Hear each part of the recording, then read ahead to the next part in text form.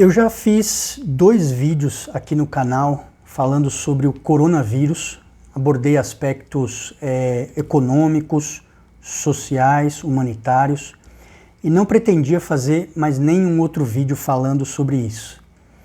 Mas me deparei com essas cenas que a gente viu no Equador e não tem como a gente não se sensibilizar com cenas como essa.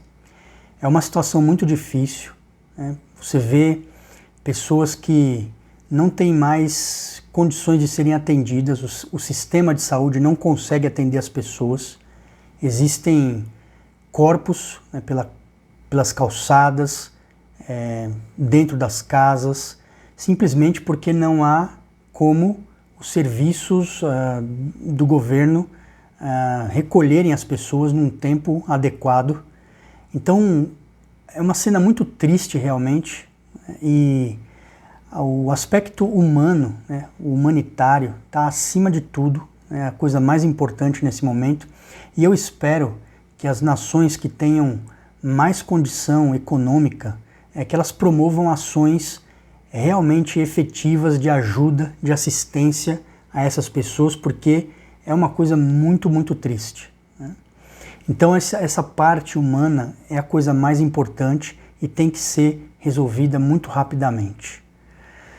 Mas eu acredito que a gente também não pode deixar de aproveitar essa oportunidade para refletir de uma maneira crítica sobre o grau de desigualdade que existe no nosso mundo, né? Porque, por exemplo, se é verdade que um vírus, uma doença, não escolhe classe social, né, também é verdade que os mais pobres sentem muito mais rapidamente, com muito mais força, os efeitos de uma doença, seja pela falta de acesso à saúde, né, de qualidade, e sentem também os efeitos econômicos. Então, países como, por exemplo, os Estados Unidos, outros países da Europa, que estão passando por problemas muito difíceis também, possuem, por outro lado, um sistema de saúde muito mais bem equipado, né? Possuem também uma economia muito mais forte, capaz de resistir por mais tempo. Então, a situação, embora venha sobre todos, não acomete de maneira igual a todas as pessoas. E aí acho que vale pensar nisso, né? Na estrutura de desigualdade que existe no nosso mundo e que também se reflete muito fortemente dentro do Brasil. Você tem, obviamente, pessoas numa situação muito mais difícil que sentem muito mais os efeitos dessa crise que a gente está vivendo. E aí não tem como você não olhar para o modelo de produção, o modelo capitalista que a gente vive, que embora tenha uma virtude muito grande de produzir riquezas, por outro lado, tem também no subjacente, né, ao pensamento que move o capitalismo, uma concentração de riquezas muito grande, o que gera, sem dúvida, uma grande desigualdade, né? Então, se a gente der um passo atrás, eu acredito que uma das maiores ironias, né, da história é exatamente o fato de que os movimentos, né, os movimentos iluministas, burgueses, que geraram coisas muito, muito importantes para o avanço da história da humanidade, passando ali, né, superando aquele absolutismo que predominava antes disso, esse mesmo ideário, esse mesmo modelo promoveu no momento seguinte, né, uma nova forma de dominação. E a grande ironia disso é que esse movimento, né, por exemplo, da Revolução Francesa, que era um movimento liderado por uma classe economicamente mais privilegiada pelos burgueses, né, esse movimento dependia de uma massa de pessoas que era oprimida e pobre, e essas pessoas lutavam, na verdade, por um ideal que, na verdade, não era delas, não lhes pertencia, na verdade. Então, quando você tem ali, no ideal da Revolução Francesa, liberdade, igualdade e fraternidade, tudo isso é o que há de aparente. Porque o que tem de subjacente a isso é um pensamento anterior a esse, que é o da proteção da propriedade privada. Então, se você pegar os filósofos do iluminismo, aqueles que sustentaram, né, de forma filosófica, de forma teórica, os ideais do liberalismo, o que você tem, na verdade, por exemplo, em John Locke, é a ideia de que a propriedade privada e o indivíduo são as coisas mais importantes. Então, essa liberdade de que se fala não é uma liberdade no sentido mais nobre, né? Não é uma liberdade, por exemplo, de luta contra sociedades que viviam com base na escravidão, não é isso. É uma liberdade frente ao Estado. É uma liberdade para dizer, nos deixe negociar do jeito que a gente quer, né? A autonomia da vontade deve prevalecer, inclusive nas relações humanas, nas relações de trabalho, né? O que gerou, como eu falei, movimentos de exploração dessa mesma massa que estava lutando por esse ideal, né? E não só dessa massa, mas geopoliticamente, das nações mais favorecidas perante aquelas que eram exploradas. O ideal, por exemplo, de igualdade não é uma igualdade de verdade, uma igualdade material, em que a gente pensa que a gente vai lutar para que as pessoas possam ter a mesma qualidade de vida, ou possam ter acesso a bens, né, e que tenham uma condição melhor de vida. Não é isso que acontece ali.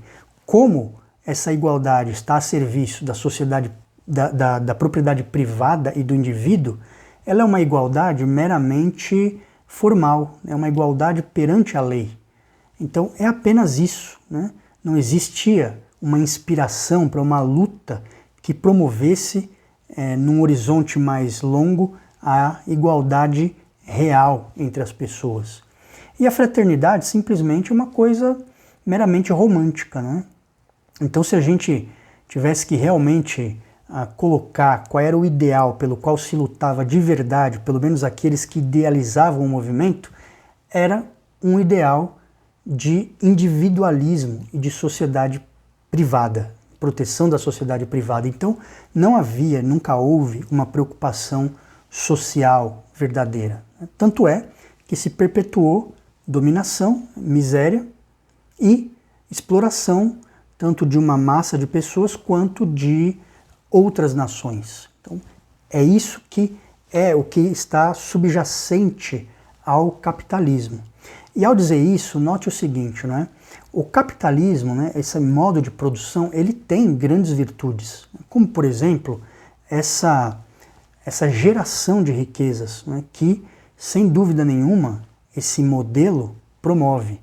Mas, como o espírito que o anima não tem uma preocupação social, então ele trabalha muito fortemente com a concentração de riquezas. Então, ao mesmo tempo que gera riquezas, concentra riquezas e promove, nesse sentido, uma desigualdade social muito grande.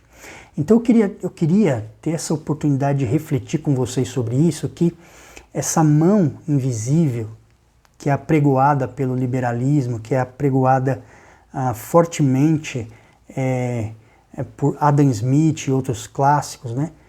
E que vai ganhando fôlego cada vez mais na sociedade, ela não é justa de todo, né? Na verdade, ela não é nem um pouco justa. E isso é uma coisa que a gente tem que refletir. E ao dizer isso, não sei se proponho aqui uma mudança completa e revolucionária nos modos de produção. Não sei, eu não sei se empiricamente a gente tem uma solução que realmente leve a um bem-estar maior das pessoas num curto espaço de tempo. Mas eu penso que pelo menos a gente tem que refletir sobre essas estruturas, a desigualdade que ela cria, e nós precisamos lutar para que a igualdade seja uma igualdade verdadeira, uma igualdade real entre as pessoas, e que exista uma mão que seja não invisível, mas visível, e que seja uma mão de solidariedade, de humanidade. Não é possível que a gente assista à desigualdade que existe no mundo e que a gente fique simplesmente indiferente a isso. Eu acho que isso não pode acontecer nem no plano das nações e nem no plano individual, né, entre pessoas. Se isso é uma utopia, eu não sei. Mas o que eu sei é que esse é o sonho que a gente deve ter e é por isso que a gente deve trabalhar sempre. Um grande abraço, nos vemos nos próximos vídeos e vamos fazer o que for possível para ajudar quem estiver do nosso lado e estender a mão. Um grande abraço, até mais, nos vemos.